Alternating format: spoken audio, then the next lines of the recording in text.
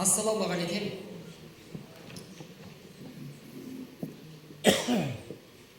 Ән, күй, тәмсіл, қиса дастан, сурет, ою, бояу. Орысша айтқанда искусство адамға рухани арқау дейді. Онсыз ұлт болып қалыптасу мүмкін емес дейді Әлихан айтады. Сол Әлихан айтқандай, мінекей бүгінгі қоғамның аяқ алысын көріністен көріп отырсыздар. Ұлттық тәрбие деген отбасына басталады. Жалпы тәрбиеге, баланың тәрбиесіне ата-ана жауап береді. Міне осы жерге бағанаты бергендерге басын бері деп, осы ұйымдастырушы апалар құрметтеп шақырғаннан кейін, келіп шамамыздың келгенше ұстазбыз, білгенімізді айтып, бір кезде осы ауданның тумасына келген кезде 35 жыл бұрын Кенжебай шал, шал емес қой, жас бала ғой, әкем аты шал. Енді міне уақыт бағындырады, уақыт қабындырады, уақыт мойындатады, уақыт іздетеді. Мен шал болдым. Қалай шал болу керек? Мәселе осында. Ақсақал бар, қария бар, абыз бар, әулие бар. Жастықта маздап жанбаған ағада болып жанбас, ағада кие болмаса, ақсақалдың несі рас деген бар. Ақсақалды жасқа жеткеннен кейін, шамамыздың келгенше жақсы әңгіме айтсақ, жақсы қартаю. Балаларға бір қоя айтатын аңыздар көп, соны айта алмай келеміз, қарыздар көп дейді Сырбай. Жақсы әңгіме айта алмасақ, жақсы бата бере алмасақ, шіркін-ай, қарияларымыз бәріміз қартаямыз. Қыз бала кемпір болады, ер жігіт шал болады. Қашып тұла алмайсың. Жақсы адам қартайса ақсақалды абызға айналады, жаман адам қартайса піспей қалған қауызға айналады. Қауыз болған жақсы ма, абыз болмаса ақсақал болған жақсы ма? Сол мақсатпен, мақсат жалпы қағидам, мықты емеспін, зерттеуші емес, бірақ ұрмая кәсіпқой ұстазым. Ұстазым қай жаққа шегінсең де, ұстазым көрген кезін баспа дейді. Ғұламалар. Ұстазым менің Аллахтан айналдырған Жәнібек Кәрменов болса, білім алған атақты қазақтан қайталамас тұма Ақсем Сейдібек. Алдын көрдік. Сөз саптау деген бар. Осыларға бір лектор студент болдық қой, бір лекциясын 5 жыл қайталайды. Солай ғой. Қағазын қарап тұрып айтады. Қағазын қарап тұрған ұрпаққа игілікті бермейді. Зерде деген бар. Әлеуметтік желіде барған бәрі толып тұр, бірақ та жетпейді. Зерде жетіспейді. Адам туасап, есі болмайды. Ессіз болып туасың, ессіз болып өлесің. Тектілік деген бар. Мың жерде бір қоя, күшті болсаң да, палуан болсаң да, ақылдың алдында бір қоя әлсізсің. Мың жерден текті, серік болсаң да серікті болма, мың жерден мықты болсаң да серікті болма, текті болма деген бар. Тектілік деген. Көріп отыр бүгінгі таңда ішімдік жайлы көрсетіп жатыр. Одан бір екі ғасыр бұрын қоя, Арағардың ажалы деген бар. Сармұрат, Күлтума Сармұрат болса, Арағардың ажалы, ақшаның ажалы, ырыстың қырсығы, абыройдың ұтылы, жақсылықтың жаңғасы, төбелестің арқасы деген бар. Абырой жоқ. Ешқандай. Сол дастархан балда шеген қарияларымыз тамаша батасын беріп батса, ұрпаққа тамаша тәмсілін айтып жатса, тәрбиесіз өскен, бала сағын айтады, тәрбиесіз өскен бала білім ұғарма, олай болса уысынан шығарма деген бар. Ол мен қыздың шолжаң болса бетімен, тартар күй ет кескенде етінен деп, кейін өскеннен кейін, тізгінді тартпасаң, кейін өскеннен кейін шаман келмейді. Тектілік деген бар. Бұлай келтірейін мен. Айтатын ой көп. Ақсақалы жасқа жетіп бар қоя, ақсақалы жасқа жетіп, ақиқатты айтпасаң, абыройдың деме деген бар. Біз бүгінде бетеміз, екі бала ұрысып атса, қойшы, білесін аулақ дейміз. Қойыңдар деген дүние айта алмаймыз. Сондай дәрежеге жеттік. Мен сіздерге қазір қоя ақыл айтпаймын, ешқандай ақыл айтпаймын. Ақыл жүрмейді балаларға. Тәртіпті бол. Балаларға бар қоя тәмсіл жүреді, балаларға нақыл жүреді. Бүгінгі қоғамда би шешендердің атын білгенмен затын білмейміз. Солай ғой. Тектілік деген бар. Атақты сырымнан бар қоя ай ғажап. шіркін-ай, осы өмірге жеткізген бізге осы қоғамға үлкен ауыз толтырып айтатын орны бар сырым дақылы кіші жүзден шыққан. Бала кезінде не деген тектілік, қас қайғыдан бір қоя, туған құлын бар қоя, қасқа болмаса төбел болады, қанда қасиеттен кие болады деген бар. Тектілік. Балам деп айтты дейді, балам қолбасшы, ақын, шешен, батыр. Балам деп айтты, бір қая тұрып айтты дейді. Сенің қарадан туып қан болғаның қалай? Айырдан туып сенің нар болғаның қалай? Жоқтан бар болғаның қалай деп айтты дейді. Ата деп айтты дейді. Қарадан туып қан болсам, қалқым қалаған шығар. Айырдан туып нар болсам, атам жараған шығар. Жоқтан бар болсам, құдайым қараған шығар деп айтты дейді. Кімнің би болғысы келмейді, халқы қаламайды. Кімнің бай болғысы келмейді, құдай қаламайды. Кімнің батыр болғысы келмейді, жүрегі дауаламайды деген бар. Не тектілік деген.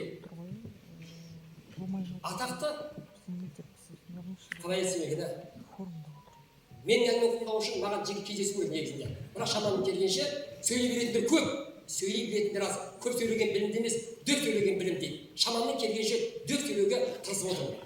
Көпшіліктің алдында сөз айту оңай шаруа емес. 300-ді білмей, 300-ді білмей, 3 дананы білмей, 7 жұлдызды білмей, 5 арысты білмей, 3 дананы білмей, әңгіме айту ауыр. Оның бәрі зерттеу міндетті емес. Зерттесең, мысалға Мұқағали танушы боласың, Бейімбет танушы боласың, Ағам Атамекен, Абай танушы. Зерттеу міндетті емес, бірақ хабардар болу керек. Дін деген жақсы, өте жақсы дін деген. Тәрбие, тазалық. Бірақ уағыз айту үшін бар ғой, уағыз айту үшін сөз саптау деген керек. Әдебиетті білу керек, тарихты білу керек. Айтайын деген көріп алған көрікті де бар ғой, көрмей алған кетті артық дейді. Қазбектің әкесі Келдібек, Келдібектің әкесі Шаншарамыз, Келдібек. Ержеттің ғой, біздерде өмірде өтеміз. Темір шірейді, өмір ірейді. Келінің қолынан шай ішейді, келін сүрейді, қызар түрейді деген кезде барса бірде бір қыз Келдібекке ұнамапты. Боз бала, бір ауылға бар 6 баған теуіп, Ақсүйек деген, жалпы ойын Ақсүйек деген ойын қыз бен жігітті табыстыру негізінде. Сол бір қызды ұнатып сөздің қысқасы, әкесіне келіп, әке мен сізге келін таптым дейді. Барса бар қоя, кімнің бар ғой жаман жермен құда болғысы келмей, кімнің жақсы жермен құда болғысы келмейді. Барса қыздың көзі бір аяқ ақсақ екен. Сосын іш тартып, ай балам-ау деген кезде келді айтты. Не деген сөз таппас? Балам айт дейді. Ата әке деп айт дейді.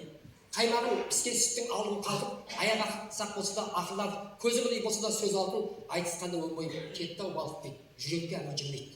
Екеуін үйлендіріп келгеннен кейін аулада той жасайды. Енді қараңдаршы, енді қара жастық шақ өтпейді. Жастық шақ неткен бағасыз, қадірін білмес, санасыз деген бар. Бәріміз де жас болдық. Ата-ананың алдын көрдік. Бұрынғы тілмен айтқанда, құрдастары қазір тілмен айтқанда сыныптастары базаттаппыз. Бала қойын, боз бала базаттаппыз. Ойбай деген сияқты. Сонда не деген тектілік. Жаңа түскен келін айтты, жігіттер деп айтты, көзім қылы ақсақпын, Келдібекпен тату тәтті жақсақпын. Татулықтың белгісі келесі жылы 3 туғанға би болар, бұрын таппақпын деп айтты. Құдай таңдайына салып болды. Бір бол соғып қойын, Алланың қалауымен 9 дейін қолғаты қазір екен. Сонда қараш не деген тектілік. Балам деп айтты, кішкене нәресте ғой естілмейді. Осы балам адалдан болар нәсібің, тіліңнен болар кәсібің деп айтты дейді. Болжап.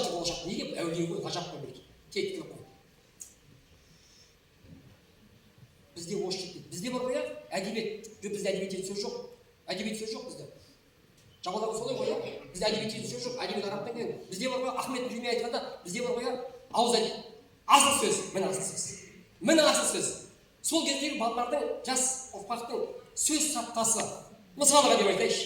Кешегі жыраулар, Ақтамберді жырау, Шалғи жырау, Достымбет жырау, Үмметалы жырау, мына Қызылордалық Нысанбай жырау, Бұхар жырау тұр.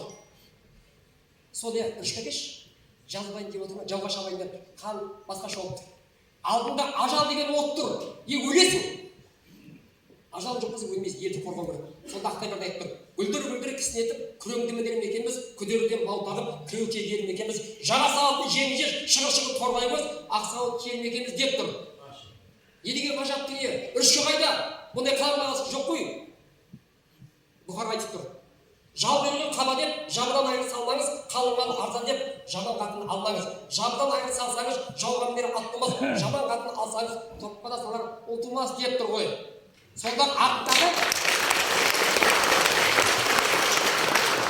артындағы емшектер қоя, қазір мәгіз емшектерде жастар ми істемейді қоя.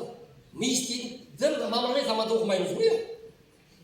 Сонда жас ұрпақтар санаға сіңірді. Мәселе зерде жетпейді, зерде. Мұнан Нысанбай жырау айтады, менің атым Нысанбай, ат жібердім ұсамай. Өзім жырау болыппын, ата-анама ұсамай. 15 жасқа келгесін, кенені төлеңіз деп тергенмін, Кенесары Наурызбай бір өсіген ордада депті. Шегірткеге таланған бір қоя, қырғауылда жүн бар ма? Жапалақтан сескенген, жалғыз қазда үн бар ма? Қандарынан айырылған, иесі жұртта сын бар ма? Кенесары Наурызбай бір көріндер күн бар ма деп ағылыпты. Бір көзінен қан, бір көз жасап. Міне тектілік деген. Мен ұстазым мықты емеспін.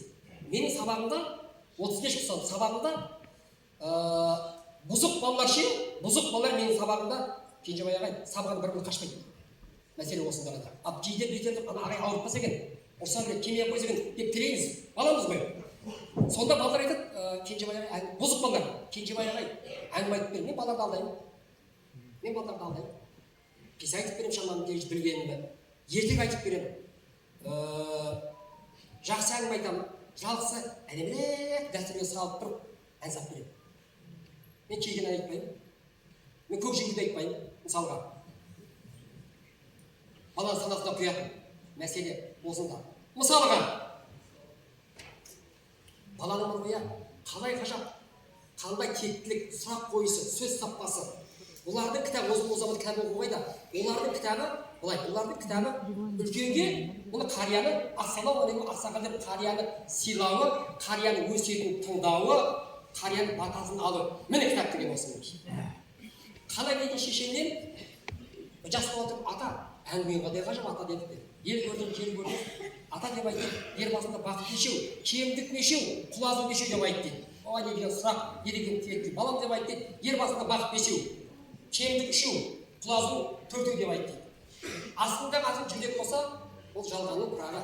Алғаның жаман болса, үймен қонақтың тұрағы. Әкең асқартау, шешең қайнар бұлақ, балаң жақсы болса, ұрғая екі көзің шамшырақ. Міне 5 бақыт деген. Астында қатын шаман болса, дүниенің азабы.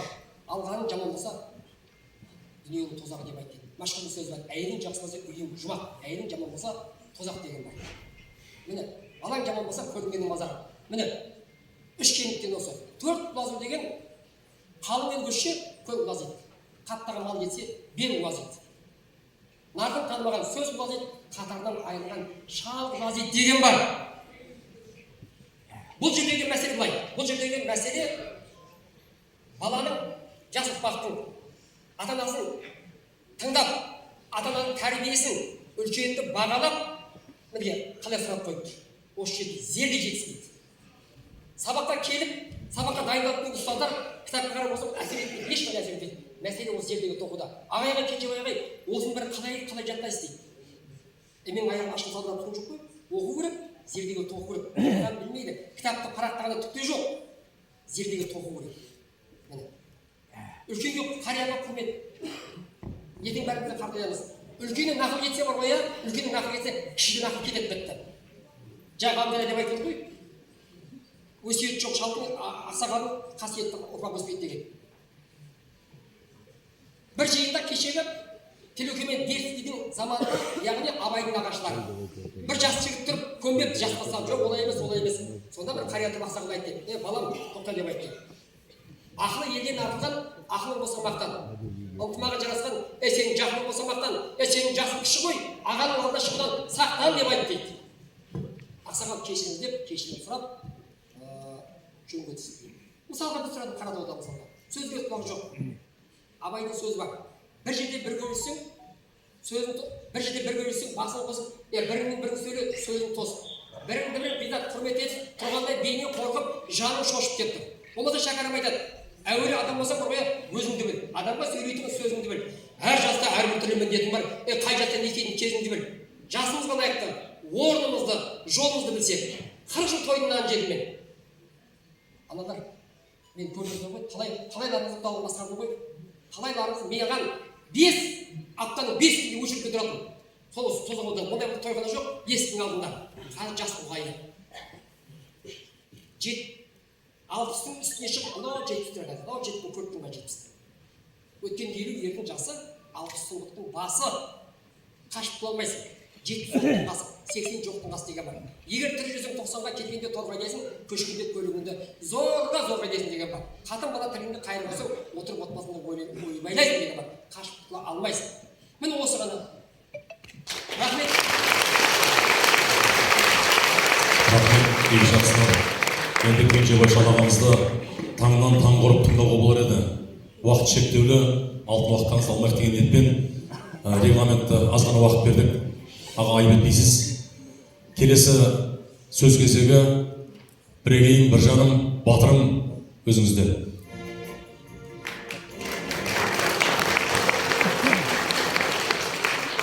Ассалаумағалейкум, қадірменді ел жақсылар. Осы жерден қауым, жауапты ағаларымыз, үйлеріміз, жерлестер, өлер, қарындастар, бақыттарыңызды көргеніне қуаныштымын. Аттелер деген ағаларымызға рахмет.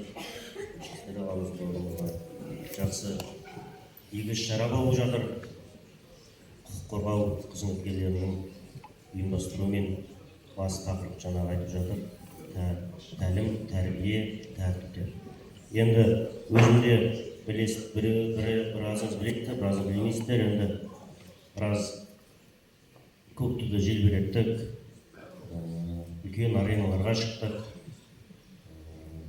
біраз жеңістерге жеттік. Соның басты несі тәрбие, тәртіп және еңбек. Әке-шешем берген тәртіптің арқасында, еңбектің арқасында аянбай еңбек етіп, көптеген жеңістерге жеттік, көк туды желбіреттік. Бауыржан атамыз айтқандай, тәртіпке бас иген қол болмайды дейді.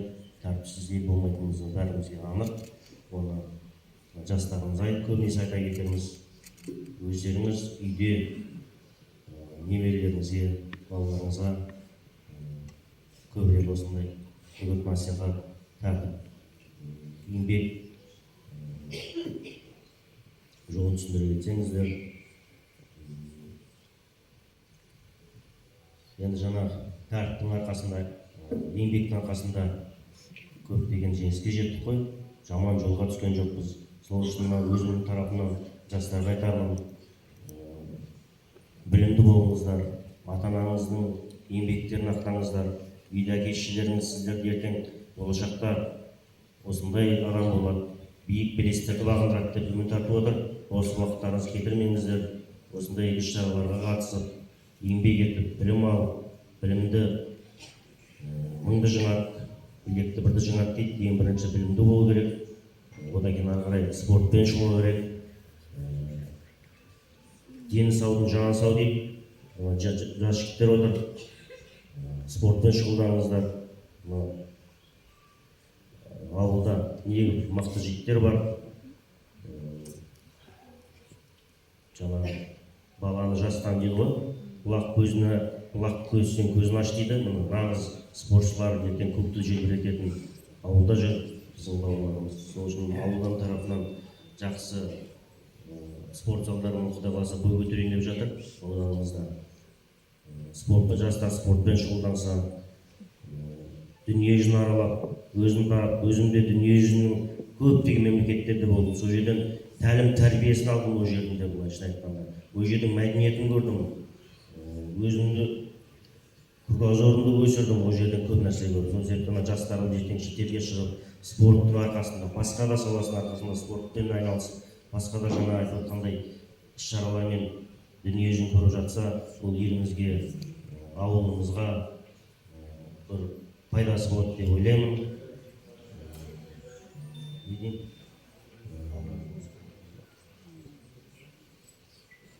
біз енді өз тарапынан жаңа көп сөйлеген көп сөйледіңіз ғой, көп сөйлеуге тырысып жатырмыз. Өзім тарапынан осы спортқа келген, спорттың арқасында жетістікке жетіп, көп туды желбіретіп, материалдық жағынан да көп жағынан да пайдасын көрдік. Өзім тарапынан жаңағы спортқа тартамын осы бауырларымды, інілерімді. Жаңа роликтен көріп отырсыздар, көптеген адамдар қателік істеп, сол жерде уақытын өтеп жатыр, бос қанша денсаулығын құртып жатыр, өмірінің жартысын кетіріп жатыр. Сол себепті оңай жолға түспеңіздер. Өзім де осындай көп шараларға қатысамын. Оның ішінде жаңағы ішімдік болсын, қазіргі таңдағы мынау зиянды жаңағы нашақорлық, көптеген нәрселер көптеп кетті. Солардың алдын алу үшін өзім де балаларды спортқа тартып, спортпен шұғылдансын деп шараларға қатысамын. Ондай жолдан аулақ болыңыздар.